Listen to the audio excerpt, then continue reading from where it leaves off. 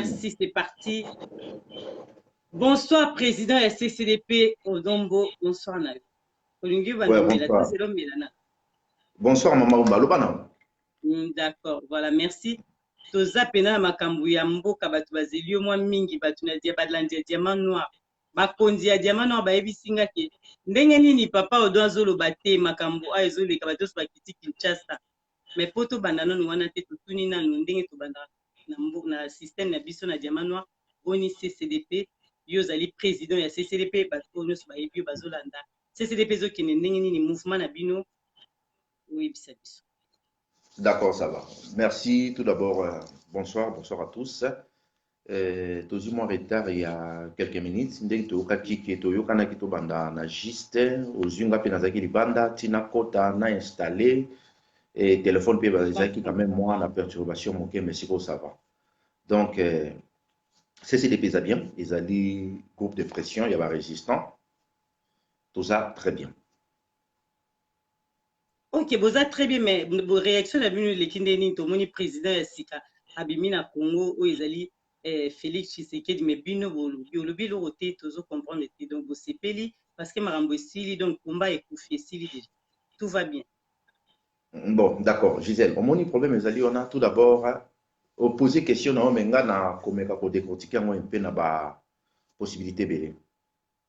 Combat na biso o biso to bundaka eza na rapport te na ba élection ezali organisé par ba Rwandais. Combat na biso ezali combat ke ba occuper biso na ba paya. Pour na ba Rwandais ba exister, ba créer pe groupe moko ya ba Congolais o ba latisi ba étiquette ya opposition pour na ba miroiter peuple congolais. Ba ko sa peuple ke biso za na terrain toujours bunda et toujours kende ba élection. Aussi longtemps que bateau ba sali biloko wana biso to yebi ke ezali pour l'intérêt ya peuple congolais te. Parce que problème à Congo biso ba résistant to examiner ki yango to yebi si ba congolais malade à Congo et ko bika na zela ba élection te. Raison pour laquelle ba congolais ba sali erreur ba kena ba élection 3 fois na même système lelo oyo bato belé ba comment comprendre que changement ya mboka na biso za na ba élection te. Donc ko benga Tshilombo président. Moi, personnellement, ils ont le roseau finga ba Congolais ou ba Koufa. Ils ont le roseau finga ba mamba femme violée ou ba zana mboka na biso. Ils ont le kola oza ko humilier ba Congolais ou ba soutenir qui IDPS par ignorance ou ba zana na pot na diaspora. Les lo ba ko se rendre compte que IDPS inde et mema qui ba on a du boulot. Donc dans ce sens là.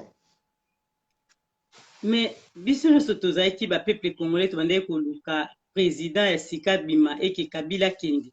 Toyebi ke bino ba résistant bolobaka ke makambo wana etali bino te me boza bana mboka bozo bunda pona mboka ana ezwa kimia mais tango nyozo ba ke makambo nyoso ya élection etali bino te siko nini o etali bino. Bon, omoni Hippolyte Kanambe avant wana depuis 2001 tilelo a sali déjà 18 ans. A kokisi déjà 18 ans. Top, a kokisi 18 ans juste. Politique au Rwanda basai na mboka na biso eza politique moko ya terreur. Soko za d'accord na bango te, soit aux en prison, soit aux en cimetière ou aux libanda. Problème à Congo, ça n'a rien à voir avec les élections pour y avoir changer makambo na mboka na biso. Parce que ba Rwandais oyo ba vandaka na mboka wana o bazali na pouvoir o ba excuse-moi ba boma ba Congolais ti siko baza mutaki azate. Et ça na un certain général mon comme on a Obed. Azalaki commandait à des régions militaires ya Mbushima na Kananga. Obed azalaki soka bimi na fi na Kananga ou na Mbushima ya sisi ko bimana yo akia bomio akundio. Lelo Obed azak toujours na Congo, azana na bagalone ya généraux. Moto asimbi logistique ya armée. Comme on est Mali c'est un Rwandais. Ti lelo Mali azak toujours na logistique asimbi yango. Grand frère propre ya Ruberwa. Oyo azali oyo Ruberwa nomaye chef coutumier na Minembo. Est-ce que Bomoni est déjà zongi na Rwanda? Aza toujours na Minembo, aza toujours chef coutumier. Est-ce que Hippolyte Kanambe a pesi bino pouvoir? Non. Est-ce que Kagame na Museveni a pesi bino pouvoir? Non. Bazo miroitende bino que non, soi-disant situation changée nango. Mais Tshilombo aza ne loko mon côté na maboko na pouvoir mon côté à part kaza soit fait de pouvoir, soit fait d'argent. C'est un traître. Atayi ne bino. Et loko moko changer les alités. Et loko o est facilité biso le ba résistant. Bande ko belo bazaki na ba doute. Ya kolobaki non bino bolingi kosangana te bino bozoboya nyonso tout lelo au moins 85% va comprendre que kolanda ba politicien les erreurs et surtout kolanda IDPS wana ezalaki erreur moko monumental. Donc IDPS sikoyo ami bimisi ke non azalaka na ye te mpona intérêt ya Congo. So lelo toye sikoyo koyebisa bakongolais ke bazapene no dossier ya bapoliticien basengage sikoyo na liti ya malamu mpo tolibere mboka na biso. C'est ça. Mais biso tomoni namoni bandeko bandi koma menga na ina tuna question bino ba résistant yango ndezaki titre na biso na pokwa lelo tomoni ke batu ya UDPS parce que ngamo na soli na bango ngamo na soli na ba président ya UDPS mususu o bazali ana poto mususu bakiti déjà na Congo onde kwa komia tuni ba nani bakiti batu ebele mais totanga bakombo batu awa te menga na lobi o ezali batu ya UDPS basengi na bino no surtout ba résistant ba combattant bokita bo rejoindre bango po bosangana bo travailler pona mboka yango totuni lelo lokwa to yambi papa Odon est-ce que bino boza capable ya kokita na Congo bokende po bo travailler po bo libérer mboka wana? D'accord. Omoni ndenge lobi ke bato ya IDPS basengi bato bakita na terrain nazoyi bate bazosenga banani parce que IDPS komba na bango bango mo babike komba na bango esili lokola komba na bango esili combat ya résistance au biso to bande ko sala parce que ngana sala ba na loba ba biloko wana depuis kala ke biso na IDPS tozaki combat moko te ezaki un peu complication moke ba congolais ba banda comprendre discours na biso te banda comprendre pe aventure IDPS banda ko sala te parce que IDPS chaque fois bango nde ba bande ko pesa ba rwandais ba beki na ko fungula moi parenthèse moko moke na 1997 97 tant AFDEL ezoya ba Rwandais bazoya na Laurent Désiré Kabila parce que ba Rwandais ne bayaki na Laurent Désiré Kabila ye mutayaki na bango te bango de bayaki na ye tant ba Rwandais bazoya ba komi na entrée ya ville province ya Kinshasa ba service à Mobutu et comme ko mobiliser ba congolais ezo bisa bango ke non wana baza ba congolais te baza ba Rwandais muto apesa ki feu vert na ba Rwandais bakota na Kinshasa ezaki Tshisekedi Tshisekedi ayebisi ba congolais ba kinois ke non botika bango bakota baza ba ndeko na biso bato wana bakoti. Tant que c'est le même Tshisekedi d'ailleurs sur le bon nom, tout c'est un facture, tout fout à bon bazonga. Mais tant que dans San City en 2002, Tshisekedi a le même dialogue wana na ba Rwandais où il y a l'ingaka pesa bango facture bazonga a comme si ba congolais. Ba participer dans dialogue soit des intercongolais. Ba en 2006 Tshisekedi a sali ba aventure. Na 2011 Tshisekedi a sali ba aventure. Tino ndenga ki okufa.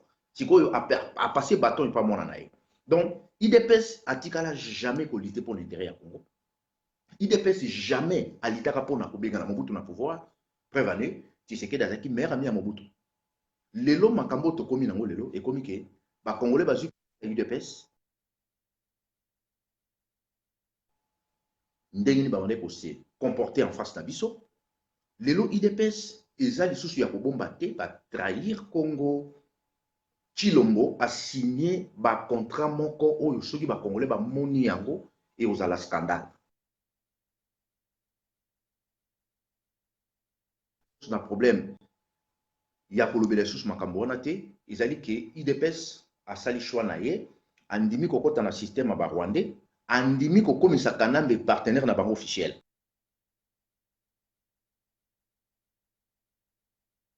vraiment désolé ya koyebisa ke tozaki komba moko te na bango biso tozo continuer chemin na biso bango pe lokwa bakena bango na majeur na ba Rwandais ba continuer ya bango.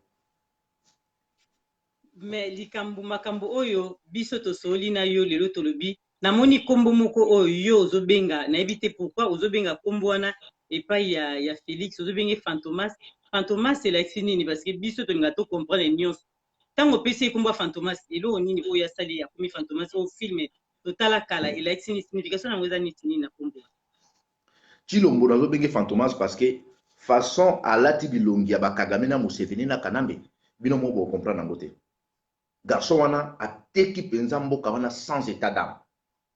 Ateki penza mboka sans état d'âme. Komona bandeko bazo soutenir ye, ba fanatique o bazo soutenir ye, na groupuscule mususu ya ba tribaliste ya baluba o bazo lande na loyenge. Cela veut dire batana ba dingi mboka te. Parce que Chilombo a hypothéqué mboka pa ya ba Rwandais. Donc sikoyo nde sali biso malamu, komba na biso etikali bien. Embrouillement nyonso IDPS bande koya nango ezali sous-souté. Ibango moko bato IDPS bayemba kizongisa ye na Rwanda. Ye moko Chilombo abenga mwana ndeke imposteur. Ye moko Chilombo azo ba ke kanamba zo mériter te à vivre na mboka wana. Mais comment lelo muto na ko comme partenaire na bango? Partenariat na muto la kisini. Donc si muto comme partenaire non, cela veut dire au valoriser muto wana. Na siège ya IDPS, 8 morts. Batumba siège, ba beta lance roquette na siège, on a 8 morts. Tomoni ba petit rosinde ba bomi bango. Tomoni ba fausse commune partout na Congo. Comment lelo motoloko la mende, bato IDPS ba komi ko bona menda komi modèle. Menda komi exemple pour na bango. Motoloko la Kanambe ba komi ses partenaires ba komi komona Kanambe na valeur. Donc combat na biso na IDPS ezaki combat mon côté. Ngai penza koya ko beta c'était sur IDPS. Eza nango selo ko moté. Et loko kana zo ça va congolais, occupation biso to bande ko bundisa, ti lelo ezali. Eli balingi ba bomba na kati ya IDPS mais biso to yebi ke bazali. Donc combat na biso ezali ke il faut to sala makasi to bundisa ba paya o ba occuper biso o ba zu par la force. Combat koute komi kitoko. Po ba embrouiller wana IDPS ba longwe. Parce que nga déjà banda kana na ba ke to zala kana bango te bazo kosa. Lelo eza officiellement balongwe ba ke na major parce que Kanambe nani Chilombo azana pouvoir mon côté législatif na kati mboka wana mais mama umba ye Chilombo balobi ka gagner na ba élection comment na ba élection législative IDPS a juité ce qui vraiment IDPS a sérieux a gagné na ba élection présidentielle là tondimi yango sikoyo na ba élection législative na ba parlementaire na kati ya parlement na bangwana na ba déshonorable PPRD et bimi troisième baza majorité na kati ya parlement ozomo na te qu'il faut zakali boma pour ndima biloko ndengwana wana na kena voix bato ba obeta masolo ba élection balobi ke Chilombo muta gagner ba élection c'est vrai to boy na bisoté a gagner to ndimi kasi a gagner ki donc yepe fala kaza la majorité na parlement mais na parlement aza minorité Hippolyte Kanambe yemoko aza au moins 300 députés sur 500 mais tricherie wana eza nango kutu eloko bomba te nazo benga ngo tricherie na bato balobelaka ba élection parce que nga résistant masolo wana etalinga te mais soki toke sikoyo mutu oyo a gagné ba élection pourquoi il faut pas promulguer victoire na ye na ba 2h 3h du matin yo lobi ke o gagné ba élection bazaka pe soit disant bato état de droit mais bazo promulguer résultat ba élection présidentielle na 3h du matin c'est du jamais vu nulle part ailleurs est-ce que wana mutane wana gagné ezali ba arrangement oyo Chilombo asali na ba Rwandais arrangement basali mona ndeke akosimba nyonso d'ailleurs défense et aux maboko ba Rwandais intérieur et aux maboko ba Rwandais affaires étrangères aux maboko ba Rwandais finance et aux maboko ba Rwandais gouvernorat ya ville province ya Kinshasa aux maboko na bango gouverneur la banque azamuta Kanambe ba service nyonso oyo ezali service sécurité militaire sécurité civile douane tout et aux maboko ba Rwandais Chilombo za président na côté c'est ça ma question aza président côté. C'est ça que nous avons des fantômes. C'est ça. Mais, bandeko ndeko oyo azobenga na fixe sansa azobenga na fixe parce que toyamba na biso yango te donc obenga no na fixe te soko lingi obenga okomelinga ngande na obenga bino awa donc obenga te po soko yebi numéro nanga eza na tina to benga sina petisa ko benga biso na fixe te merci penza pona ndenge boyoki nde na lobi merci na bino papa donc tozongi na ba question tozotuna tolobi boye makapo mamba kongo eza show bato nyonso tunde balobaki babi baninga na bino bakiti ebele tant tolobi baninga na bino ba résistant mosusu bakombata po ndeko na tuni banani yango bakiti yango siko diamano aninga ba journaliste pe ebele bakiti ngapi tant mosusu na okende boyebi pete tomoni bango na Kinshasa bazosepela donc balobi porte eza ya kofungwama tant bolobi ke Félix azo travailler pona Kabila mais tant bandeko na bakiti baleki na aéroport ngamona tali baleki tranquillement basali bango eloko te babundisi bango te mais pourquoi pas bino pe boko sala ndenge moko bokita bo profiter omona ba famille botika kaka. Bon, maman Gisèle, au moins combat autozo bunda oyo ngai personnellement ko voyager le belange le monte. Peut-être bato mususu azo luka mata avion po baye baye. Au moins combat na biso to sala to ça qui n'a pas infiltré belé na kati ya combat ba se déguiser ki combat au la mboka. Et majorité ya bato wana ozo tala bango bazaki tout a ko changer position. Soki lelo Chilombo asali ba aventure na ba Rwanda balandi Chilombo. Soki mokolo mususu Kanambe a telemeli bango babengi Kanambe Rwanda. Donc ndenge ba ke Kinshasa bazali libre ke Kinshasa. Nga ça fait 14 ans et pardon 15e année en gros. Donc depuis 2004 date nanga suka nazaki na Kinshasa. Mais de 2006 jusqu'à 2013 na Kina Brazzaville 7 fois. Donc soki lelo na bina mata avion na kende pays moko Afrique mto Afrique sanga osalati. Mais mukolo oyo boko mona biso na Congo boko tika la komona Rwanda moko taza na kati ya ba institution mboka. Ça c'est ma parole d'honneur. mokolo oyo bokomona biso na Congo jamais bokomona ba service à ANEL ya demia oyo ezalaka na aéroport Anjili oyo ezalaka na Pichingobila kaka ba tête wana nde bokomona bango baza toujours na place wana. Donc changement jour ekosalama bokomona ba Rwandais oyo baza na Congo misusu bakokima bango moko sans bopesa bango autorisation ya kolongwa na kati ya mboka wana. Félix Tshisekedi a collaboré ba s'arranger na ba Rwandais apesi bango tout bango kutu nde bayebisi ki yo kozalaka wana comme étiquette. Ça on a somona bandeko bazokita la Kinshasa. Bon, tout le monde a qui chibala. Azaki au moins 700 conseillers. Donc, tu le montant, ça, vous en avez 2000. Parce que le service à ANER, où il est sur le terrain. Et ça continue toujours à fonctionner. Le service sur ANER, Boma Barossi. Le service sur Boma, petit n'a pas fait na Kivoana. Ou Batumbara na Kachanda. Le service sur ANER, sur le terrain, ça continue toujours à massacrer les Congolais. Changement salamité. Nga eloko kana koyebisa bandeko na biso baza na kati ya diaspora. IDP ezalaki eloko na biso sauté babimi. Ça c'est si il faut totika na combat oyo ba embrouiller wana bazali sous te. Parce que tant to bande ko sabino ke Tshisekedi ba kei na Ibiza na Venise. Tshisekedi dans le cas devant tout le monde à Niaki yango. Après quelque temps après il kondima. To yiko sabino ke bazala ki déjà na ba pour parler depuis la nuit des temps ba bande ko solo là. Tshisekedi ye moko Félix ayebi sabino ka sala ka cop. Mais azo sala cop bango siko na makila ba congolais. Les lois soi-disant à président de la République. Mais le problème n'est pas à la présidence. Ça n'a rien à voir avec le combat la biso. Et ça fait que yé accueilli na bato na bango. Le quoi bango avec le combat la bango ici, ba bundia on soki 40 ans, soki 38 ans, il y a combat. C'est bien bon ba accueilli biso to continuer combat la biso parce que ba occupant au biso to belé la ka, baza toujours na kacha système. Système est toujours na bango parce que vous se retrouver bon moni menda za ministre. Vous se retrouver bon moni obemina kwa comme ministre. Vous se retrouvez bon moni Kimbuta za ministre. Donc cela veut dire changement et ça la mina ngote ko bato ba bomi ba congolais. Bato ba massacrer mboka wana. Ba tie pays na chaos. Continuité na bango toujours en collaboration avec l'IDPS. Ça n'a rien à voir na combat la société. Ngai sengo na ngezali ke IDPS abimi na poisa parce que biloko to bandolo bango bandakal. Bato bande ko traiter nga oza na haine tribal oda linga ka baluba te. Ça n'a rien à voir ko dénoncer Tshisekedi na famille ke ba te kamboka. Est-ce que ça qui na rapport ya lubaki na lingi baluba te? Non. Et ça là qui baza ba très très bazo kosa ba congolais. Lelo lokola ba bibi na poisa. Ba kende na bango soki mutake Kinshasa. Est-ce que ngana ko pekisa muto matavion? Mais eloko kanga na yebisi oki mokolo oyo biso ba résistant to nyata mboka wana mwana wana ya ndeke politique kanambe oyo akomi lelo partenaire ya bato IDPS. Boko tika la ko mona yete na mboka wana na position de force. Ba Rwandais oyo ba massacre biso boko tika la ko mona bango te. Nde objectif ya combat na biso yango wana. Donc, mutu soka ke Kinshasa kuna, azoganga, soka zoluba, ainsi de suite. Aza mutu, ngala ko pekisa mutu Kinshasa te. Eza mboka ya biso nyonso. Soki mutu amoni kelinga keneke na ye, aza libre. Mais combat na biso to continuer na biso yango. Ko to sali biso bien de to sali sikoyo séparation na ba traître. Parce que oh Tshisekedi da sali IDPS sali. Même palo ateka ka mboka wana, mais na niveau te.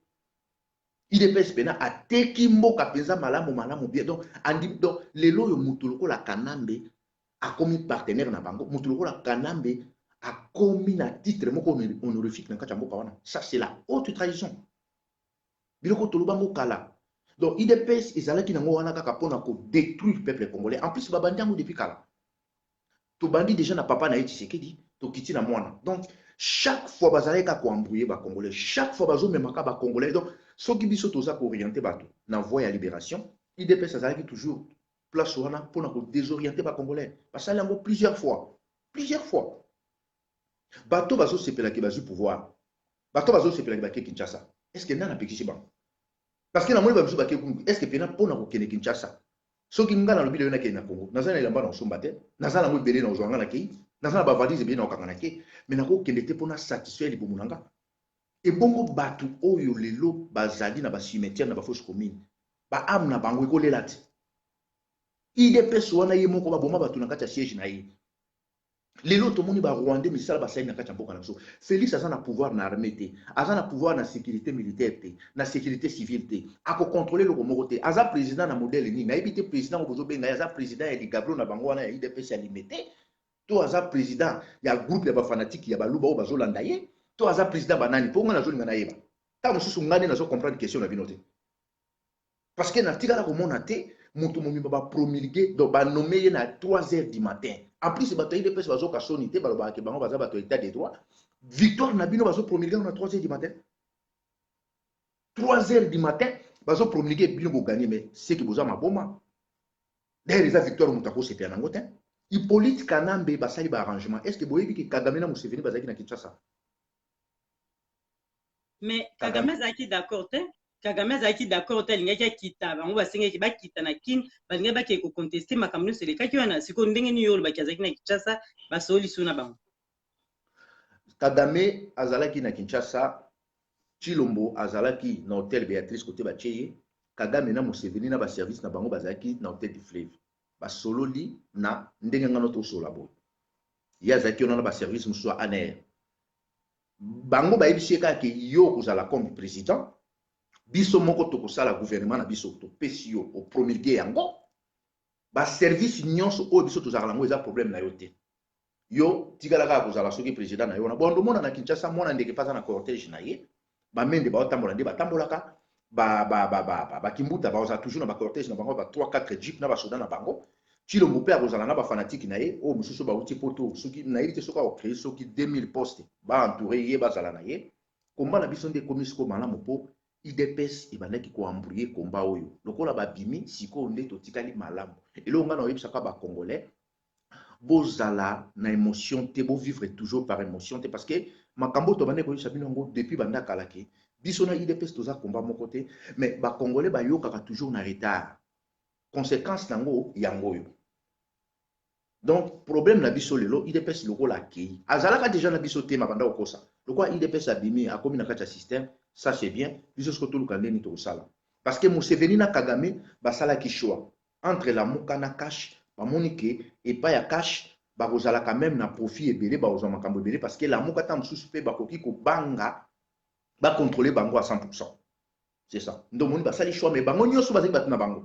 Na côté bango nyonso batindi ba on ba élection mais ba Rwandais parce que bazota la place ni bazana intérêt mingi de basali choix et pas ya Chilombo.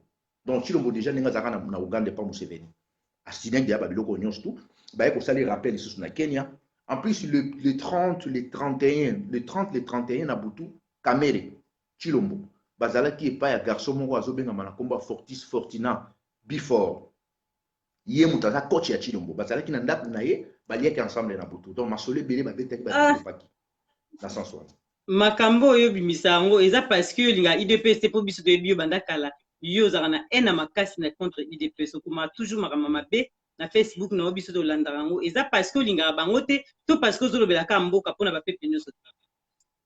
Mais moto abimisaka tango bomonaki photo na Uganda na Museveni nga moto natanga komba garçon na te Fortina Fortis na Uganda o azaki peme na Chilombo bino webi Fortis boyebi etenga na yebi pourquoi natanga kombo na yebi mais ngam na bisa kombo na tango na bimisi kombo na ye moko Fortina recruter tabi comment o doit yebinga mais tango betelo masolo azaki na ndako ne yokalisi azaki na ndako ne usana Chilombo azali mwana musala na bango bato bazo tinda ye na makambo nyonso osala wana malobo ezo bana monoko Félix eza maloba na ye te eza ba Rwandais de bache yango alobaka na ye Félix osa politique te osa cop na ye papa na ye asalaka cop na Masane Mobutu mwana pa komi ko sa cop na ba Rwandais problème na biso ezali ke toko continuer combat na biso sans IDPS eloko kanga na koyisa ba congolais d'ailleurs na ba biloko nyonso ya signé wana batielaki pe dossier ya musique na poto ezonga Kagame na Museveni bayisaki il faut ça l'effort kozonga sa musique na poto kasi po combat estili bato abi combat estili kasi combat ya IDPS nde estili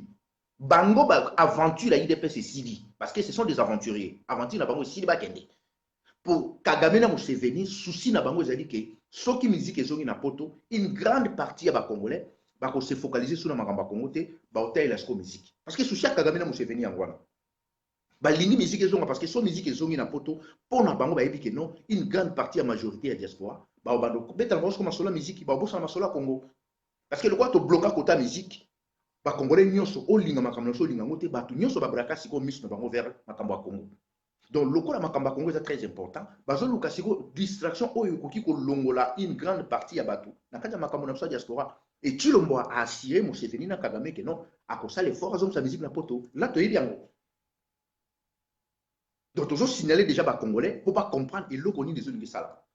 Donc, pour la Félix, Azani n'a souci à Congolais. Les Congolais ne sont pas koufawana, les fausses communes partout dans le Congo sont concernés. Il y a un problème, il y a un problème, il y a un problème, allez si quand même moi bateau bazolanda lande moi baniette esili nango d'ailleurs kutu IDPS ndenge ezana na yebisaka bino banda kalaki IDPS existe kalango te ba rwandais batikaki yango kandi ngona pona komiwa te bino ke non boza mona ba soit disant ba parti politique mo existe kala Congo IDPS ezalaka te ekomaki eloko na bango ba rwandais bango moko nde bakomaki kogérant nde tosuki wapi c'est ça. Mais bato mosusu bazotuna pe balobi boye est-ce que bino bandaka bobanda kobunda nanu bosala eloko moko na Congo wana te bino nyonso barésistant to bobundaka bagreffe international bapatrick efonja bozoganga bozolobelaka na poto komba eza normalement na Kinshasa lelo siko bafungoli bino porte bokende kobundisa penda kuna na kin bolingi te bokumo bakibokita te donc bobangaka na bino seki bolobelaka na musika. Bon. Gisèle, tout à l'heure, depuis 2006 jusqu'à 2013, j'ai voyagé 7 fois dans Brazzaville. Pourquoi bino ba Congolais bolingaka makambo sur salama na molili il faut ba ko exposer na internet. Congolais ngi spectacle est trop. Et ça na batumsu bazana ba prison wana. Na kata Kinshasa wana. Et ça na batumsu bazana batambolaka. Bolingi makambo sur to beta ngo apo bakanga batumsu kuna. Yo ça si vraiment makambo to sala le côté. Sauf to banda ko échouer. Et ça likolo ba Congolais manque à patriotisme na le koso. Na ko sala kamunga monte.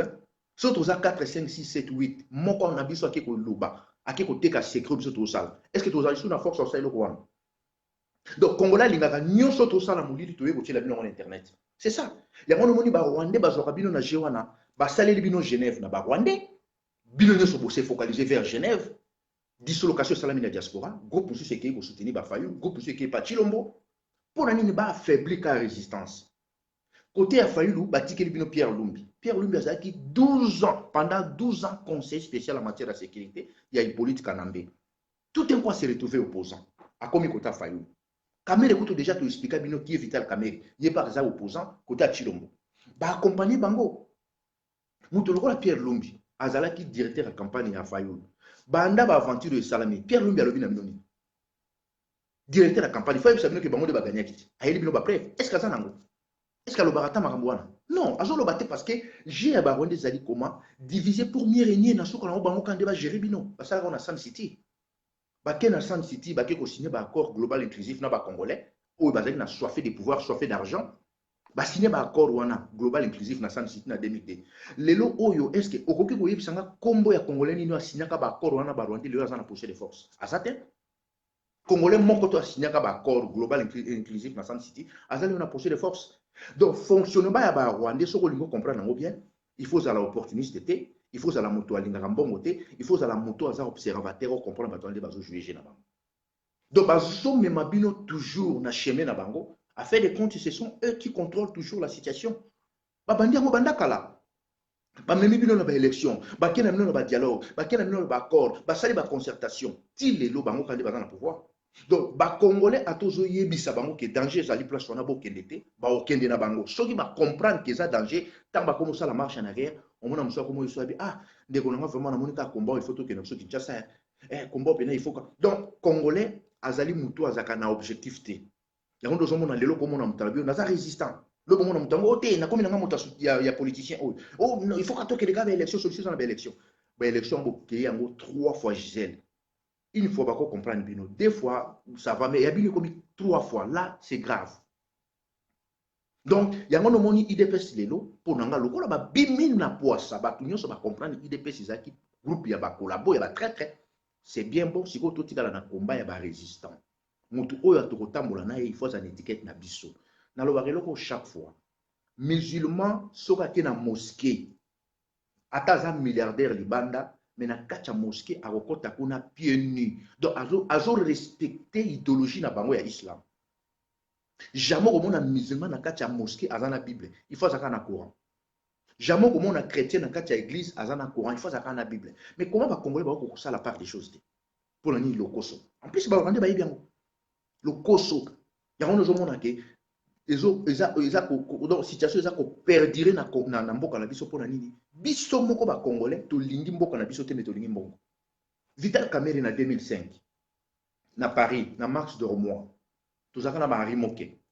Quand tu bengani na Francis Kalombo, quelques temps après, Vital Kamerhe a commis que Luka biso tout ça qui va mener et à groupe. Parmi bato Luka ngapé na kutana kanaï. Na juillet 2005. Vital Kamerhe azalaka na Francis Kalombo, yo ozalaka na Francis Kalombo, tuna question et pas Francis Kalombo. Tokutanga na Max Dormois, na McDonald mo eza na Max Dormois.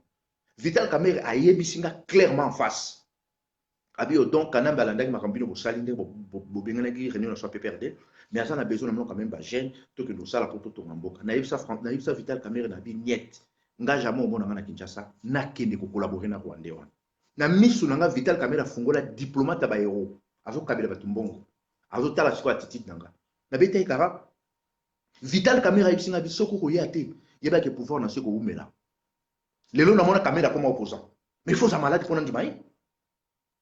Donc, il y a caméra quand ça va sortir bimisi mbongo so kabila batu ngana olenga. Donc, ba yebi attitude, identité ba congolais. Congolais taza docteur à l'université, taza professeur. Ataza na ba bac plus 50. Soka moni mbongo mona comme trembler. Parce que identité na ba rwandais ba yebi yango. Yango ne bazo utiliser biso kana mbongo na biso moko.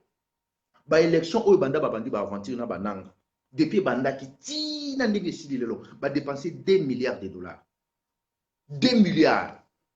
Makambo na olo bango soki bananga ba oyo ko ba kamwa même information muto zongo wapi ba machine à vote ba ki osomba na Chine ba ki osomba boye ba zongo na ba bateau ba tchango na ba train ba yena na Kinshasa tout va dépenser ba 2 milliards de dollars. Oui 2 milliards de dollars c'est ko sala musani na kata mboka wana 2 milliards et ko kotonga nzela de Kinshasa jusqu'à Lubumbashi ils ont moins 2850 km de Kinshasa à Lubumbashi et ko kotonga nzela autoroute ya ba confort ya poto mbongo wana il est qui n'ont qu'à cabona mon pépé pour la nini ba rwandais ba tiango angé ba zu bazo ba moi ba congolais ba côté na kata système ba comme que ça on va aventure mutulgo la nanga non ka ki ba tozo ba nanga il faut appeler sa position mais nanga appeler sa position pourquoi mutulgo la nanga nanga za ki n'est pauvre malais les nanga za na hôtel mongo à 3 étoiles na côté avenue de Liège en face à Kankokolo hôtel il y a 3 étoiles à Sombero na Gombe nanga lelo za na ba appartement en Afrique du Sud azumbongo wana ba rwandais ne ba péchier bino ko kasi pena nanga ko sa volonté na bino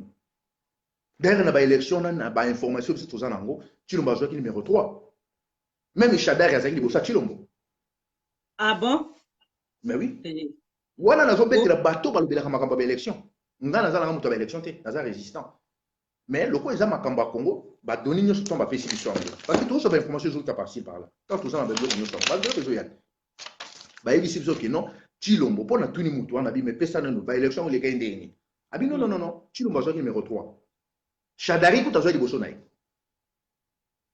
te mais wana pena to ebite wato ko beza mutema mabe parce que Chadari azana batu balanda kene ti bato UDPS baza ebele bongo est-ce que Chadari azana batu ebele bongo quoi que ozwa liboso voilà omoni bato mona wa tema na limité wana ouais sur popularité aux na kati ya Kinshasa bato batema na limité bazaka soki 150 soki 200 wana nde baza population 200 personnes batema na limité wana bango nde baza population Chilombo a joué numéro 3 en plus a joué 17%. Ba Rwandais ba arrangé na ye pour na ezalaki bon ndenge za ona biso totika na kati ya système yo to kochaka comme président mo étiquette bande ko nga ide peso bazo kende kuna eza na ngoka lokoso eza lokoso po ba ken hôtel Béatrice na moni kutu moko na hôtel Béatrice kuna zo tanga kombo na est-ce que nga na mandataire ko tanga kombo na kuna ya moni nga za mutalo koso nani Sami na mona bango Sami boyo ko bazaki na sans rival na pesi mbota passant sans rival bon séjour na yo ozapi kuna ye mtatanga kombo na ko bazaki bango mibale moko uteka Afrique du Sud tanga kombo na kasi ba sans rival to auti ah moko azaka na groupe na bango wana ba opportunité ça tanga kombo na yebi na ngape ye na tindi pe tanga kombo na na yebi soki lokoso to ba fumbo ba wala mbela bango kuna na yebi te d'ailleurs ba service ba rwandais tie bango nyoso sur écoute na hôtel Béatrice wa makamu nyoso ba beta ba yoka nde ba lobo tozo zela Chilombo so prêter serment ba mona ndé to sala bango nyoso bazo yoka comment bokoza bazo bande wana problème ezali wana ngana elo kana ko yisa ba congolais IDPS ezalaki groupe ba démon oyo e ambouye ba congolais lokola ba kei na kati ya système ba ndimi ko komisa kanambe partenaire na bango siko biso to tikali na komba na soto sa lutte na biso parce que ba Rwandais tant ba kataki communication ba kataki wifi ba kateleki bato ya Congo te ba kateleki bato ya Libanda po ba Rwandais ba yebi valeur ya bato bazo bundela mboka na Libanda IDPS nde ba bomba na kimingi lokola ba bimi c'est bien bo ba kena bango to ko l'élite na biso objectif na biso ezali il faut ba Rwandais ou bavandi na mboka na biso babima biso vandi na bamboka bapaya mais awa quand même bayebi biso comment moto lokola Ruberwa ayaki na Lubumbashi comme étudiant rwandais lelo aza na kati ya mboka wana aza parmi ba décideurs moto lokola Ruberwa ye moto aboma général Buzoya Mabeti mais Ruberwa avanda na kati ya mboka moto lokola Moïse Nyarugabo bato wana na 1998 tango Laurent Désiré Kabila aventuré mosusu wana ya Kabila wana alobi ke barwandais bazonga bango bakimaki mpona parce que bazali barwandais te bazali bakongolais te mais lelo bazongi na kati ya mboka na biso na kati ya bainstitution bavandi na kati ya mboka wana bazogere bakongolais wana eza souci primordial mpona biso la résistance il faut bato wana balongwa ntango nazomona bato ya UDPS bazotraite nga naza jaloux naza jaloux na bino nani nazolobela nde trahison na bino oyo bosali ça n'a rien à voir na problème ya jaloux non jaloux na bino na kamnini problème ezali ke bobimi nde na poisa bakongolais bayebaki bino te biso tanto bande koyebisaki bakongolais ke UDPS ezolia na barwandais bobandai kowangana lelo kozali so na besoin awangana te bakongolais nyonso bayebi bino oke na bino na barwandais biso tokocontinue lite na biso mais jour tokodeboulone barwandais na bino nyonso bato boteki mboka bokende ensemble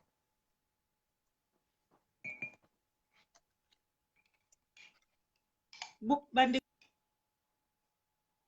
kotika kobenga kobotika kobenga ndeko tika kobenga nazosina loki naza en direct na kometa 10 fois tika kobenga po naza en direct donc kobenga suste papa odontolobi boye bino ba résistant banda bobanda makambo ya kumba bondima ya mutu te biso toloba na konti ya UDPS mpo namoni bandeko mosusu baokoma diamano atika hypocrisie nayebi te hypocrisie yango ya nini mais biso tozosola makambo ya mboka donc totuna baquestion na motu aza mayele oyo ayebi makambo ndenge elekaka donc diamano aza kaka motuni donc mosali na bino nazokomisa baquestion epai ya papa oyo donc oyo bato batunaka libanda tolobi boye bino banda bobanda bondima ya mutu te na résistance no bondima mutu te mais ngai nayambaki mutu moko ya ndeko moko ya UDPS mpe kaka ayebisi biso alobi ke résistance ezalaka te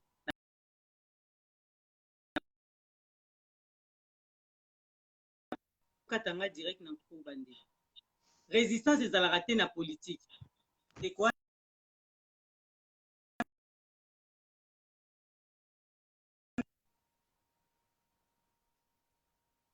pardon papa ndeko wana alobi résistance ezalaka te na politique oyo bino bosalaka parce que résistance basala yango sur place donc fo bozala mpenza na kati ya Congo ozotelemela makambo ezoleka na Congo mais bino osalaka yango na libanda ole bien ofandi bien olati bien olobi ke ngai nazobunda mpona mboka mais Félix aza motu oyo atie vini en danger ake sur place lelo azwi bokondi mpo abundisa Kabila azwa moye ya kokende wana ezalaki azondima mpo azwa moye ya kozwa kiti wana soki afandi nde bomonaki nyonso to ekochange mais bino botikeli ye chance te bino barésistant bobundisaka bato banda bobanda bobundisaka kaka donc voilà maloba wana ezalaki maloba oyo euti mpenza epai ya président moko ya UDPS alobi yango te bino résistance ezala na poto te ezalaka sur place ye azobunda sur place pourquoi pas bino bozokita sur place bobunda kuna te donc maloba wana ezalaki bo expliquer biso yango tango Tshisekedi na bango abayeke bokangela ngai Rwandais wana tozongisi na Rwanda wana ezalaki résistance te tango bango babandaki koyemba nzembo slogan na bango bakendaki nango na baélection na bango ya lokuta na 2011 ezalaki nini zongisai na Rwanda te bango moko tango balobaka ke zongisai na Rwanda nzembo wana ngai na kompozelaka bango yango problème ya bato ya UDPS ezali ke babandaki koluka pouvoir donc pour na bango à tout prix l'essentiel qui va récupérer pouvoir bavanda na bango calme bango nde babandaki koambrouye bato déjà chanson wana zongisa na Rwanda ezaki composé na bango mo bato UDPS siko lelo baboyi ko zongisa na Rwanda comme partenaire na bango va travailler ensemble nous on va continuer notre lutte jusqu'au bout et déranger bango te parce que tant bon bazolo ba ke non boya ko bunda na terrain résistance et bunda na terrain mais ce qui résistance et bunda na terrain batanga ba histoire ya monde oyo bango bato UDPS babaki baza bato mayele po kuna mutu nyonso azaka mayele batanga histoire ya mokili oyo même apartheid en Afrique du Sud. Est-ce que bayebi siège apartheid ezaki na Zambie na Lusaka? Est-ce que résistance sur azobunda na terrain bomoni elongi na ye? Même la résistance française quand bazaki sur le terrain babane koyeba ke wana za résistant. Donc il faut zaka na bongo ya bato UDPS pour raisonner ndenge wana. Problème na bango ezali ba kende kokota na kati ya système lokola mende lelo comme partenaire na bango na bakimbuta. C'est bien bon biso to continuer to tumbala biso. tokobunde tumbana biso ti tokosikola mboka wana. D'ailleurs na kati ya idéologie ya résistance mutu azalaka mpe pressé te. Mutu ozomona aza pressé na kati ya résistance seka aza résistant te. Na kati ya résistance il faut okutanaka na ba choc, il faut okutanaka na ba blocage, il faut okutanaka na ba chaos toza nango lelo. Pour te comprendre, IDPS ezalaki groupe ya ba démon, ya ba traître oyo eza kotrahi mboka mais bazokosa ba congolais ke babundela mboka. Chilombo soka prêter serment, c'est bien bon, mais beaucoup mona. Omoni bato ba weli ko kene Kinshasa kuna soko lia madeso. Soki pe ko mela soki ba miliki bazo mela kuna. Mingi omona bando luka bino ba bakeno na luka na bima. Pour ba service wana ya ANR ba service ba Rwandais wana, ils sont toujours présents. Batiki bango, ba bazo bate, ba yebi mode de fonctionnement ba yebi de ba osala. Chilombo akozala na eloko moko te.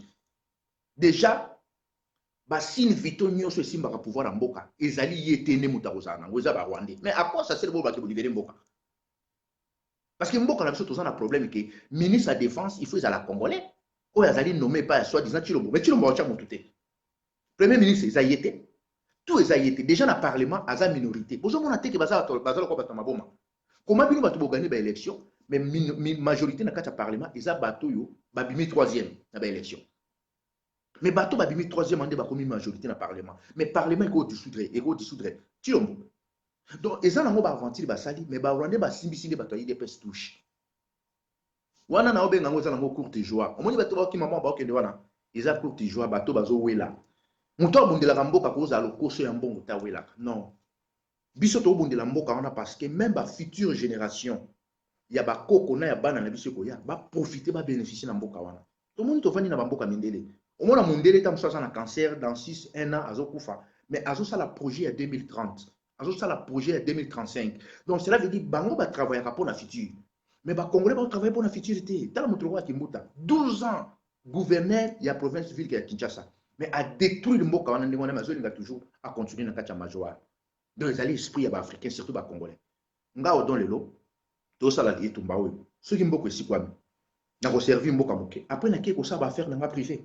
Natiki nanga na kotika la place on éternellement te mais lokola batu na esprit na bango ezaka ke na vanda nga pe na koma milliardaire na zona bonga c'est ça ya mono moni pays na biso toujours eza égaré batu bazo bango te biso tozo sala combat na biso te pona koyebisa mutu kaka landa o biso tozoloba mais combat na biso zo continuer parce que ba Rwandais oyo biso toyebisaka bino ke mboka eza occupé bango nde baza toujours na manette ya commandement ya mboka na biso bango nde basimbi toujours télécommande ya mboka na biso lokola télécommande ya mboka na biso eza na maboko na bango toko continuer ko lutter jusqu'à to boto la bango télécommande ya mboka Chilombo lelo aza na service ya batu wana akosala eloko moko te Gisèle je mets ma main à couper bato bazo konkende ba soutenir baza libre akosala eloko te d'ailleurs aza déjà coincé na ba contrat nocturne oyo ya signé muto ba promulguer ba nommer ye na 3h du matin bino bobetela maboko mais il faut attendre à son idée. Bato mususu na Kinshasa, bato baza ko informer bango ke Chilombo ndabini, eza bato photo. D'ailleurs bakata internet, bato baza na communication te, bato baza na moyen information te, muto baza na poto ndazo benga na Kinshasa pour essayer que ba nommer Chilombo. Mais yo le ki ozo seplogo toujours pouvoir, mais il faut za malade. Donc idéologie mo pena Tshisekedi baba ke Tshisekedi bande ko bunda 38 ans yango yo. Yango ni na ba ke Tshisekedi azaki père de trahison. C'est vrai, yango e monani lelo. Mais namoni Kabila na discours à Salaki alobi bien que bakosala la passation et puis alobi na kozala wana au cas où ngamona landia mutayebi singa te ngamu pena na landia alobi au cas où Félix a besoin na ye pour quelque chose à sunga na quelque chose nda kozala wana pour ko aider mais ye aza pena souci parce que Kabila mutalobi on yimo na munoko ninga na taliango donc j'espère que ça montage te pour total discours à sali ezaki bongo yango lelo tozo kama que ceux qui Félix ont travaillé parce que question yo ndeko mo atuna kena tuna ki ndeko mutuna yambaki liboso na yo tuna ki question na lobi est-ce que Félix yango akoki kozala penza zoba na niveau OK ye mutabani na kiti wana mais nyonso tu Kabila mutasala na sima mais Kabila tana zaki na kiti na mutando pesa loi siko lelo atikeli muninga kiti mais ye kama mutando pesa loi siko ye ba signature nyonso ye mutando signer tout yem tando sinete siko présence na ye kozala wana ekozala ndenge nini yango biso totuni bino bo expliquer biso po bato wana baza na besoin bayeba babi présence pe sikoyo adosala nini po Kabila andolanda toujours na ye te bandoza place ye bando sinete place bagenda kosola na butu na bamindele wana Kabila ramtando qui na place n'a été. Donc voilà, question na biso. Bon, omoni mona ndeke tant que Sabino que hier vous allez on a pas aider les grands traîtres de la nation Chilombo. Donc cela veut dire zola qui Sabino que Kanambe a sa Kanabino ba congolais. Hier politique wana. Si vous avez aidé Chilombo na ba fausse commune. Awo ese que le wana bande ko boma mingi ndambu batikali yo pe 600 na bango. Donc cela veut dire ils ont sa collaboration directement ya UDPS. Félix ye moka Sabino ka sala ka cop. Ya za na posa ya mbongo. Azui pe déjà mon solo. Problème na ye makamuna mi mozolo ba wana ezali susu na mutu na yete ya komi ko mona ka ke nazala awa ba fungulela kanga porte à voiture iluku za mutu ne yango na d'ailleurs ye mutu ko sala gouvernement te boko mona premier ministre ko se retrouver tant susu mova parce que ba arrangement de salami d'ailleurs ba arrangement de salama ça n'a rien à voir na IDPS na Félix wana ba wande bango monde siko ba va na kata laboratoire bazo tala bon to chana ni ministre intérieur to chana ni ministre de défense to chana ni premier ministre to chana na budget to chana na finance ainsi de suite wana kuti tali atachi lo mote azampe atakuna ta retourna pe ata question te ye ba yaka ba pêcher liste ba bi bon yango promulguer yango cha sinati allez publier ba wande ta bandu boma batu na est ta bandu ban secret batu na Kasai tout ko na mutu achilombo donc ndeko zolo ba wana oyo ye asali même bololé oyo avanda na kati ya ba internat ye aza na quarantaine na kati ya hôpital bato maboma ko raisonner ndenge wana te même mutu aza na kati ya hôpital bato maboma aza internet ako raisonner makambo Félix asali te mais komona bandeko bazolanda ki bazobaki no bango bazwi pouvoir nga nazoyokela bango mawape bazosekisa ngai problème na bango ezali bakende nazomona ndeko moko ya Pierrot soki Muteba mais Pierrot Muteba ozomona te na kombono ezorevese ele mo mpe boyoka soni te ndeko boyoka kata soni makambo mosusu ntango ozokoma ngo yo ozokoma ngo mpona intérêt ya Congo to intérêt na yo na Tshisekedi ozokata soni te pene ozokoma ndenge wana Gisèle tuna bakestion otuna wana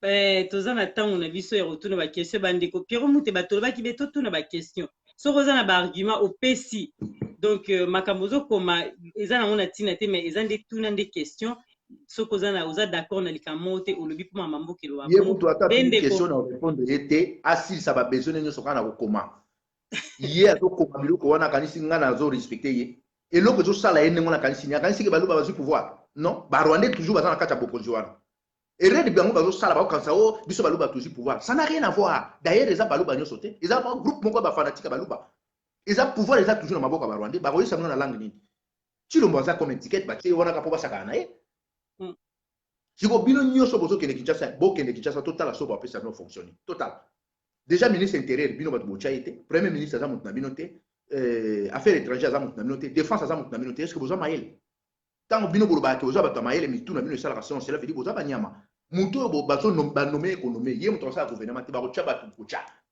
armée oza ye te jamais kozwa ta général moko ya décider général bokomona toujours batango fort bakozala wana bomona toujours barange bakozala wana bomona toujours bacriminel wana baboma bakongolais bakozala changement esalami na nini donc barwandais balingaki babomba na nsima IDPS mais biso tocomprendre nde toyebisi bacongolais ke bocomprendre ke komba sikoyo ebongi IDPS lokola longwe na couloir ya bacongolais ya vrai élite totikali sikoyo na chemin ya bien nde bando kokosa bato te IDPS asu bazokosa bato ki IDPS abunda 38 ans IDPS abunda 38 ans côté comment bato babundi 38 ans pour na soi-disant ya démocratie na état de droit mais batrahir mboka koleka bato nyonso donc biso tozoyebisaka bacongolais ke combat na biso na IDPS ezaki combat moko te sikoyo séparation esalami naturellement bango bakei biso totikali to continuer chemin eza teke problème ka mpo nazomona bato mosusu o papa odo nazobela nazokoka te nazokoka kolala te bobolala na bino pongi problème ezali wana bacongolais bolingaka nde soki bokei botutani na mire conséquence eteyaka bacongolais mingi lokwa conséquence etei bino bozongi c'est bien bozongi sikoyo tosala lite na biso sans IDPS palu ya mwana elongwa na couloir palu batekani na bango mboka bakosani na mwa bacongolais te bakoti na kati ya système bakei IDPS nda bandi kokosa bacongolais depuis kala biloko na oloba lelo na lobandaki koloba ngo depuis 2011 tosala réunion moko na porte de la chapelle na 2011 na mois d'avril Vegui Gérard azalaki Sierre Rose Kikalakamba mwasi Vegui Gérard azalaki Patricia Eketebe azalaki Présence azalaki yu mutu mwasi azalaki tozali quand même na bato ebele mais natengi quand même bakombo bato bayebi na yebisaka bango na kati ya réunion wana soki tosoutenir Tshisekedi akotrahir biso papa wana aza traître ya banda kala na 2011 bato nyonso na réunion ono tomeka tata wana na bi aza mutu moko tokoko pesa même papa na confiance te c'est un grand traître bato wana nyonso bandimanga te mais lelo bango tu bakoma esanga babi ah odo ozaka no prophète makambo nyonso olobaka ezaki yango tokomi lelo wapi IDPS eteka mboka banda kala mabe na bango nde babomisi innocent ebele babomisi bana bato na banzela kobimisaka bana bato nzoka bango bazoliaka na barwandi Chilombo combien de fois akosi bino oyo na kozala marche lobi azwi avion aye na ye poto eloko nini esali Chilombo na Soriano bakabwana parce que Chilombo ntango amoni baproposer pouvoir. Donc IDPS ezali parti oyo et détruit le peuple congolais mentalement et moralement même diaspora lelo bandeko ebele na poto bazobela maladi misusu oyo azobengo papa odona kokolala te mais akokolala te mpona nini parce que IDPS a détruit bato mentalement a plongé bino na sommeil moko boye ya longue durée ya koyesa bino ke tobundela mboka babundelaki mboka koteni babundeli mboka te siko nde komba etikali ya malamu po tolibere mboka na biso.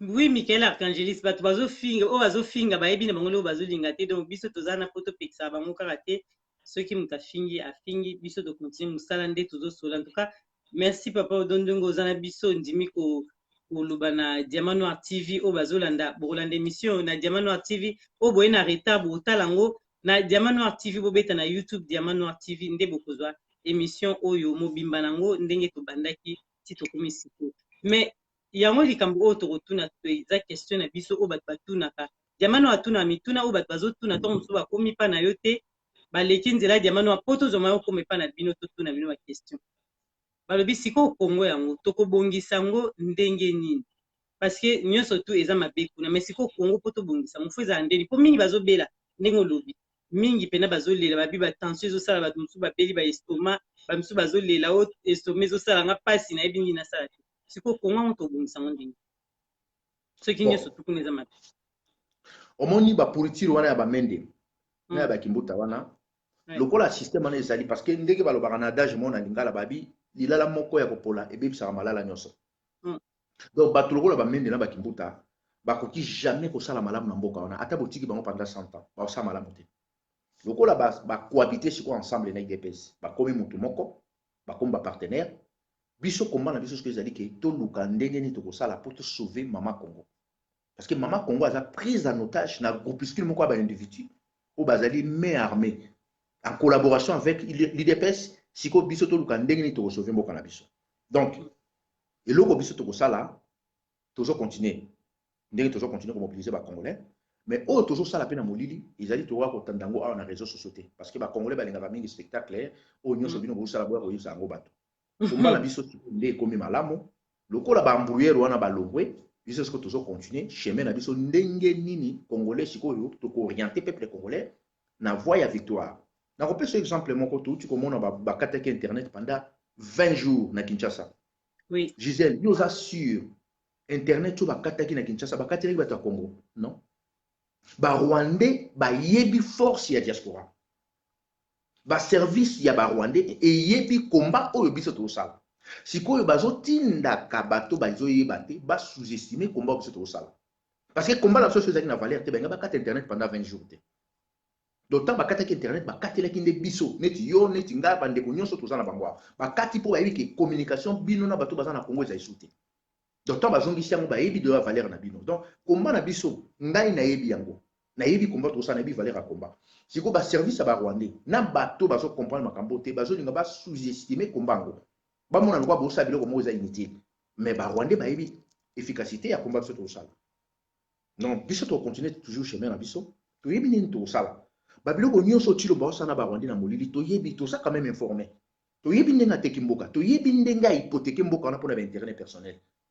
mais mokolo makambo ekosila ntango tout ekozala bradé na lieu public bakongolais ebele bakomprendre makambo nini ebanda ekoleka na molili mpo oyo Félix asali eza très grave donc azwi mpenza mboka apesi yango mpena barwandais ye alingi kaka azala na ye wana soi-disant président de la république c'est ça.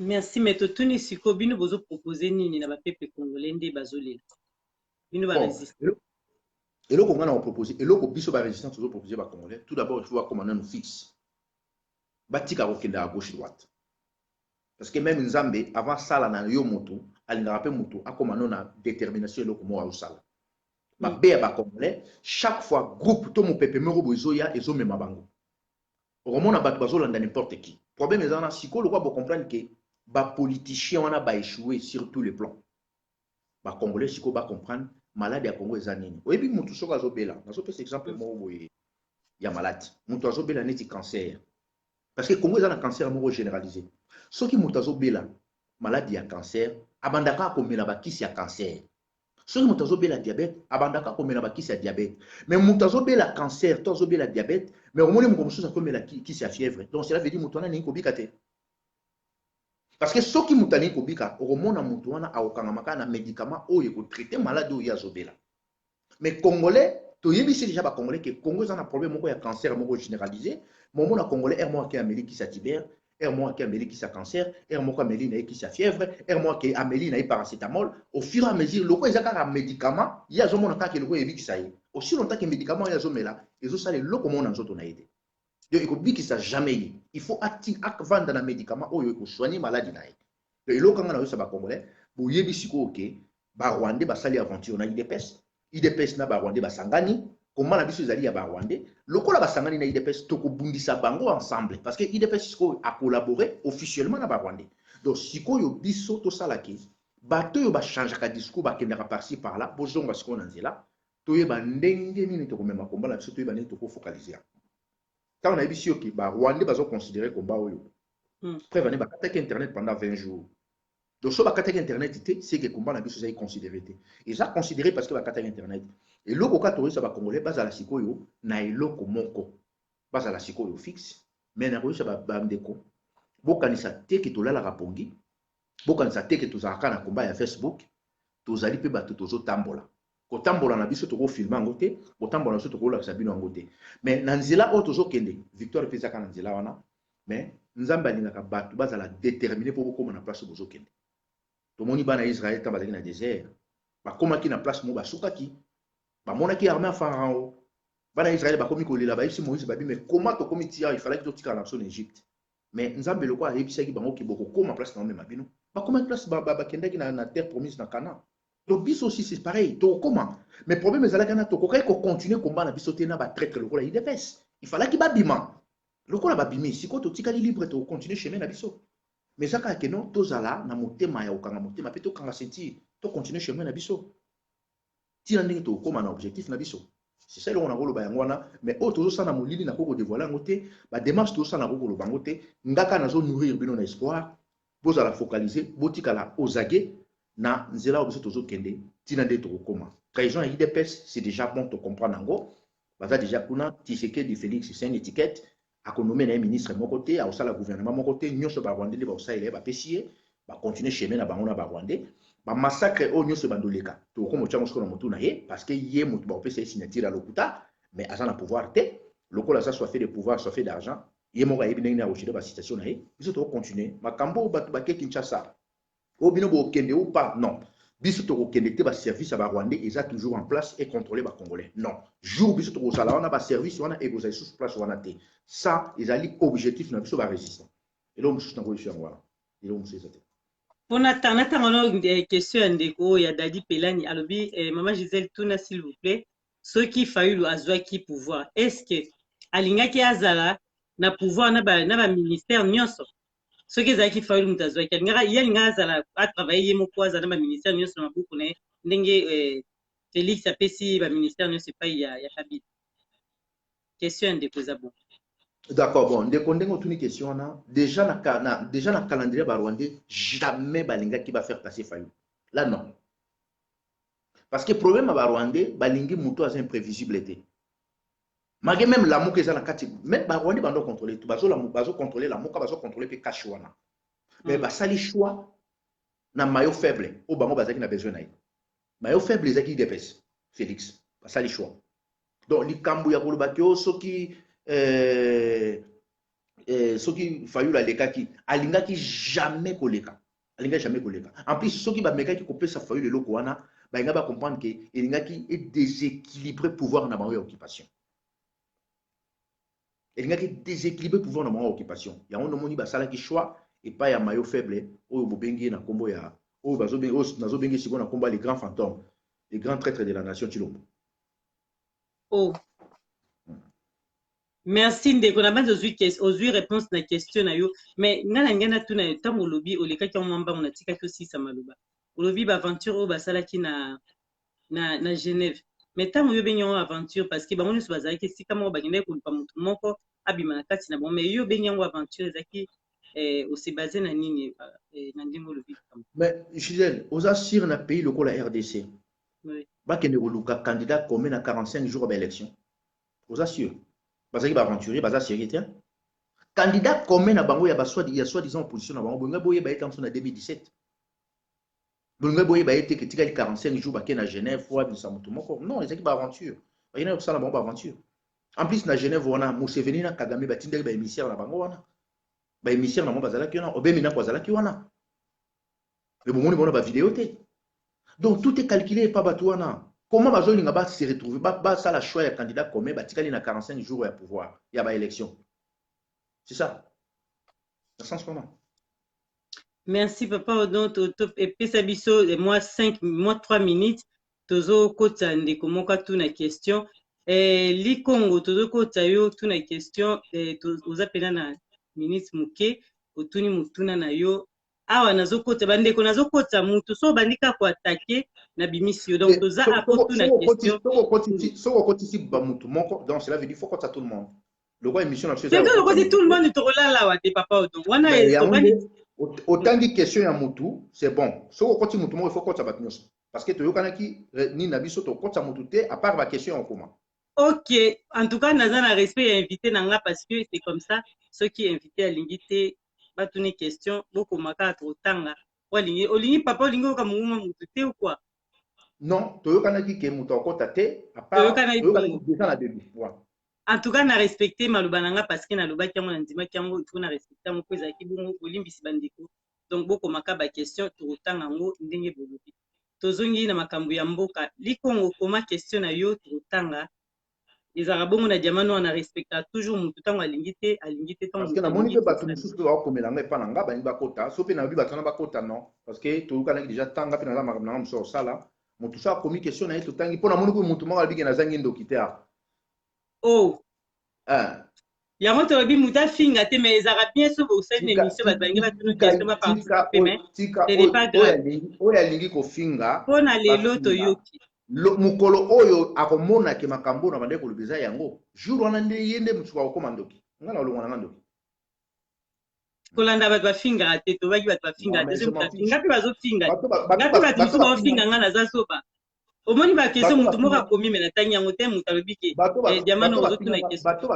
bato bafinga nga pona Tshisekedi est-ce que lelo bafinga nga isu aisa bango Tshisekedi azali traître bafinga nga isu te loba non. Parce que comme 23h avant minuit aussi ça kalaté papa odongo mtazo me ma émission to aussi ça to benga kyo en tout cas respect na yo mais aussi ça kalaté ototika ondingo kotaki na biso merci na yo ba peuple congolais bazaki na besoin ko yoka makambo ya mboka oyo bino ba résistance ceux qui bolingi bokita po bande comme soupe banol baba tuna yo to tuna bino ba résistant mututu po bon peu moyen na sima na bino bakita na bango Congo donc ton bino bolobi ko bokita te obangisi bande comme susu o bazaki to musupe na posa bakita bangi ko Gisèle biso tolobi te ke to bangisi moto biso tolobi boy moto soka linga kita Congo biso to pesa bato autorisation kita Congo ta tout congolais a na droit ya okene mboka na ye sans autorisation et pas na biso mais façon na biso otozo menele combien na biso tolobi ke non tokoki ko kita Congo te parce que makambo eza na kati ya Congo ezali combat na biso to bande ko sala te combat na biso to bande ko sala ezali ke système wana exister lisusu na kati ya mboka te IDPS a collaboré na système wana IDPS a comme si système wana ba partenaire na bango wana ezali ba biloko ngana za ko inventer bango moko ba olo bango lokola bango ba collaborer parce que bazalaki déjà ko collaborer bandakala ezalaki officieusement avant sikoyo komi officiellement que bazo collaborer na ba Rwandais donc combat na biso ezalaki te ke to collaborer combat na biso ezalaki système wana il faut to déboulonner yango muto amoni ke lokola collaboration ya IDPS na ba Rwandais CPDC akei na ye bato pe ba limite otika na bango to tikali jour to ko déboulonner système là muto akozonga na ndenge na ye samba pe sa autorisation to sans tuna na sens wana nde na kolobela pour tout ça lango ezala amalgame, c'est ça. Batuni yo question na ndeko na Michael Archangelis alobi est-ce que ondimaka combat ya Martin Fayulu? Bon, ndeko wana ndenge atuni question soki ondimaka combat Martin Fayulu. Martin Fayulu aza na kati ya ba institution ya ba Rwandais. Azo considérer pouvoir wana. Akendaka na ba élection, alobaka ke ba respecter constitution, alobaka pe que non pays ezali quand même na besoin ya état de droit. Donc nga na ko considérer combat ya moto te azo considérer pouvoir ya ba paya. Faut na clair. Martin Fayulu aza na kati ya ba institution, azo reconnaître pouvoir wana ya ba Rwandais que eza ba Congolais. Nga na olobaka baza ba Rwandais. Donc tous en a deux visions différentes, tous en a deux langages différents. Na koki ko considérer oyo ye azo salate parce que si on a comment considérer ya ye, donc il faut pas considérer ya Chilombo. Parce que ceux qui n'a pas boya ya Chilombo menandimi ya ye, là c'est pas bon et loko biso to boya nde yangwana. Donc c'est ça. Totangi mbangu question ya mais ndeko question na papa odolobaki on est bandeli mais totangi yango kaka tango lobaki makambo ke Kagame bango posa na bango ezali musique ezoka na poto ndeko Arsène atuni yango alobi est-ce que ekozonga musique yango ekozonga na poto ndenge yo lobi ke bango posa na bango ezaki ezonga? Bon, d'accord. Ndeko ndenge atuni question ya musique tant na yo kaka ba Congolais bazobeta masolo ya musique epesa anga mawa. Na yo kaka mawa na sens nini ke komona ba fausse commune oyo eza na kati ya mboka wana. Komona souffrance ya ba Congolais oyo eza na kati ya Congo. Komona humiliation tozo subir na kati ya mboka wana. Mais koyoka ba Congolais bazotuna musique. Nazomona qu'on dirait ba Congolais bakansaka makambo tozo loba. On dirait ça la makata mosusu na Côte d'Ivoire, tout ça la makana Cameroun, tout ça la makana Zambie, tout ça la makana ba pays moko boza na biso te. Donc soki vraiment moto azui situation ya mboka na biso atali yango. Akoki même pas kobeta masolo musique. Parce que ba Rwandais Kagame na Museveni ba yebisi Chilombo boye. Parmi Babiloko oyo il faut ça la biso, il faut que zongi ça concerne la diaspora parce que ce qui concerne zongi une grande partie ya ba Congolais ba ko longwa na idée ya makamba Congo ba ko talela siko ba ko mobeta masolo musique.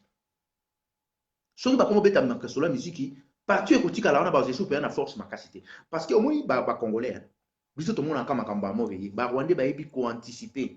Ndenge tozali en 2018-19 pardon ba komi ko étudier 2020-2021 to ça ni poto tika la toujours ko garder pouvoir na sona kati mboka o ba yebi bien excuse-moi ba yebi yango parce que koyoka ba Congolais ba obeta masolo musique mais ngana zo kamawa musique on a boyoki yango banda mbula boni et ça ni bino nini ba musicien on a banda sabino ke baza ba leader d'opinion lelo oyo peuple bango bazala ka ba leader na bango ba oboma peuple wana langage na bango ezani ba pesi peuple mu Congo na place bobeta masolo musique il faut que ndeto luka ndenge nini toko kosikola mboka koyoka ba yango ba Congolais musique yango na kati ya makila na bino ezala ka envoûtement to ezala ka bo pensaka nango est-ce que solution penza ya mboka na biso lelo ezama kama musique na biso na mboka na biso na contribuer nani bato lokola ba wela bato lokola ba jibe bato lokola ba kofi so ba vandela ba beta kata masolo ya Congo te alors l'action griffe alati bazo beta masolo mo lokola bana mike to luka neno to bimisa mboka na place ezali Chilombo tanga ki ko signer ba contrat na ba Rwandais aza ko assurer ba ki a sa musique na poto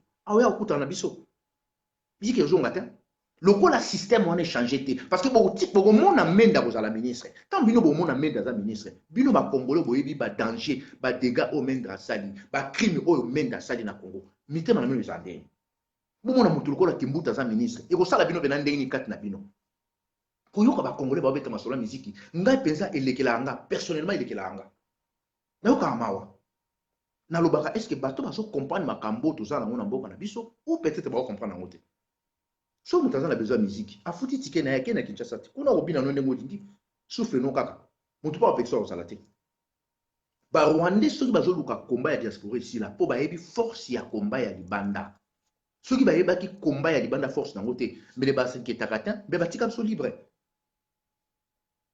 donc lisolo ya musique vraiment bandeko eza soni kobeta yango na ba fausse commune ebele eza na kati ya mboka na biso ti lelo justice esalema te na Chimbulu na Kasai 81 fausses communes na Yumbi bauti kozwa 890 personnes de 890 personnes na fausse na libulu moko 890 personnes na Yumbi na libulu moko wana ba c'est qu'elle existe la makité wana et c'est qu'elle existe la makité bauti kozwa entre les 15 entre les 15 kaka ya mois oyo entre les 15 le 15 ou 18 ya mois oyo bauti kozwa 890 congolais na fosse commune moko siko mboka na biso bato bazosila ndenge wana yo congolais ozobeta masolo ya miziki est-ce que soko ozalaki na poto te exemple eloko wana ekutaki yo na yombi yo kanisaki balinga baépargne yo soko ozalaki na poto te eloko wana ekutaki yo na chimbulu na kasai yo oza sur vraiment balinga baépargne yo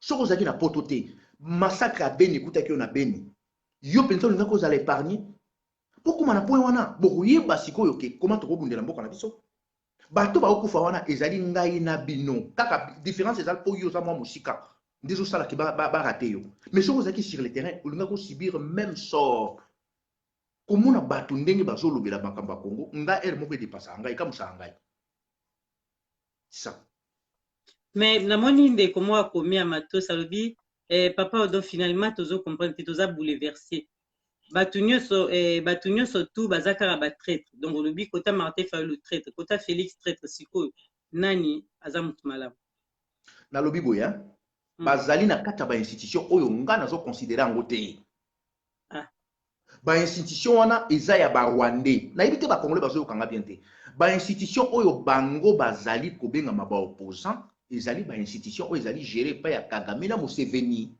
ezali bainstitution oyo ezali géré epai ya biso bakongolais te c'est ça ke nazoconsidere bango te mokolo bakobima na kati ya bainstitution wana la na obanda sikoyo koconsidere bango sikoyo lokwa baza kuna na oconsidere bango te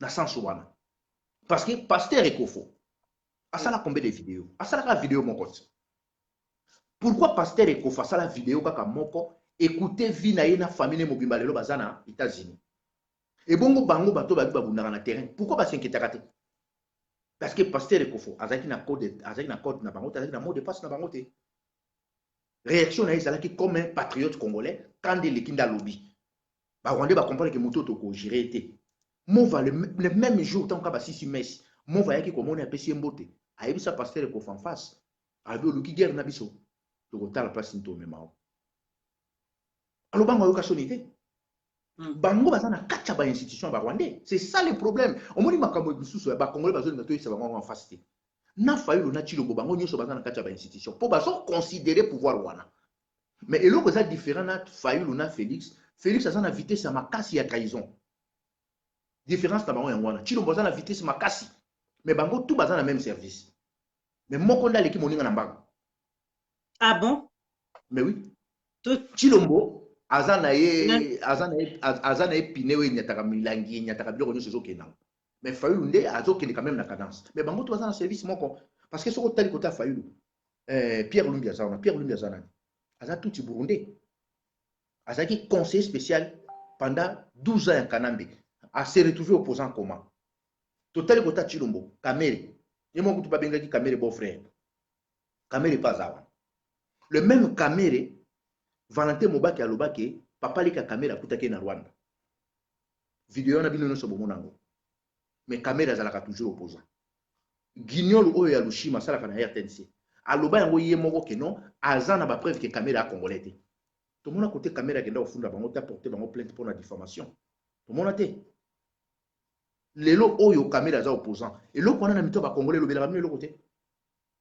bokanisi opposition ya Kamere eza mpona intérêt bakongolais bokanisi opposition ya Pierre Lumbi eza mpona intérêt bakongolais non c'est ça ke nalobi ke baza na kati ya bainstitution wana ngai bainstitution wana lokwa na considéraka yango te nakoki mpe kopesa moko na bango te faveur c'est ça langage na ngai yango wana tokomi pena koshite tokomi presque na suka émission toumeli mo ntango molai mpo tosukisa na biso mais lelo bapeple congolais oyo bakoti na retard oyebisi bango nini mpo tokomi na suka mpenza oyo balandaki biso na ebandeli ntina suka bakestion eleki bemwana ntanga nyonso to eza te bandeko donc mpona lelo tosukisa oyo toumeli ntango molai bokoti na retard bobandela émission bakestion mosusu arépondre nazotanga yango te mpo asa arépondaki wana ebandeli mais ezongi lisusu d'accord namoni ndeko Blaise souvenir azobeta sete aza na besoin loba mais yo boya loba de toute façon ndenge ezali wana soki tokoloba mpona Tshilombo tozwi Fayulu tokomisi saint eza mabe Félix aza grand traître atrahir makasi mais Pierre Lumbi azalaki pembeni ya Fayulu mpona intérêt bakongolais te ndeko na nga Blaise souvenir Pierre Lumbi ndenge azalaka pembeni ya fayulu eza nango mpona baintérêt bacongolais te. D'ailleurs Pierre Olumbi boyebi yango bien aza tuti burundais, azalaki conseiller spécial en matière de sécurité à Kanambe pendant 12 ans. toyebi te miracle nini esali ya koma opposant. Donc bango tout ezalaki opposition moko fondée mpona baembrouye ka bacongolais na sens oyo nga nazolobela yango wana.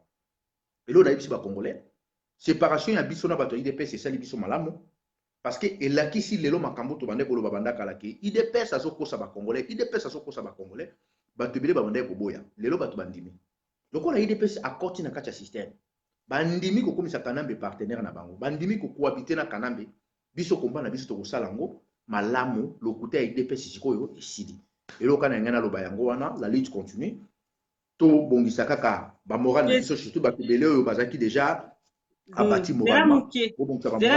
Zera muke odombo question eza bien rifing banuni alobi atuni en tout cas répondre ngata na muku c'est ce se répondre quand même alobi but ya résistance ezaka au juste nini parce que boloba toujours bo chasser ba occupant mais par quel moyen obino bo chasser ba occupant. Donc eza pena question mo faki na temps eza bien.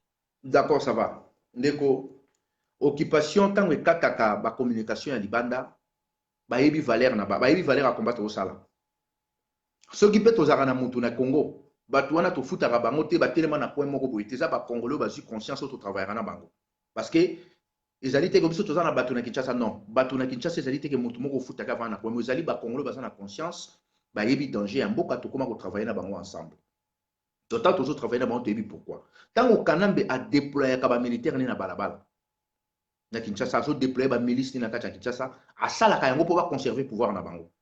Basala yango te parce que ba opposant mo bazana te ba yebi ezali pe na ba congolais bazo travailler dur pour na makambo ici là prévenir ba tcha ba te belé sur écoute prévenir ba kataka ba internet ndeko ba stratégie et belé oyo na koki kolobango awate soko za congolais banda siko ko étudier comment résistance ezo umela comment bato bazo combattre résistance comment bazo kataka ba internet pour comprendre makambo nini oyo ezo salama.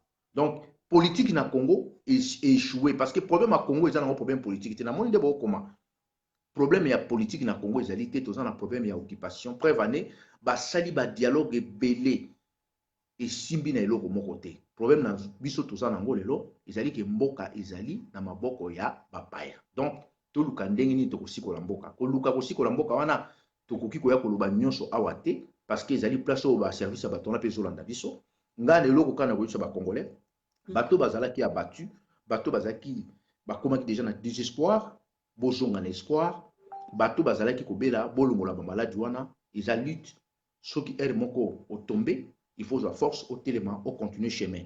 Il est kana na osenga na bino, boye ba ke tumbala biso, et comme siko kitoko pe komba na biso continuer pona ba paya oyo ba bombani na kati ya mboka na biso na nzela ya bande ko na biso IDPS oyo ba trahir mboka na biso au grand jour.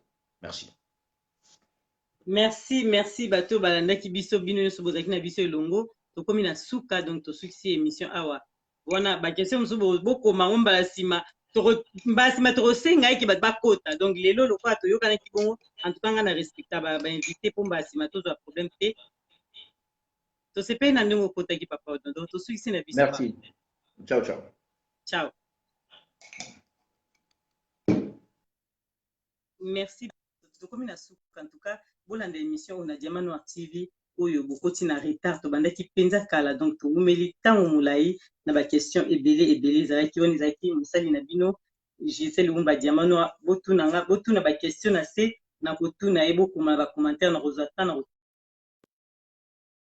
oyo na lobaka ezali antenne na bino ya liberté d'expression awa soko ye okoloba ndenge ezalaka sauf que soko fingi Diamant Noir atangaka te bolanda émission on a Diamant Noir TV ndenge na yebisi bino na YouTube nanga bobeti Diamant Noir TV nde bokomona Odombo na Gisèle Lumba. Allez, à très bientôt. Bye.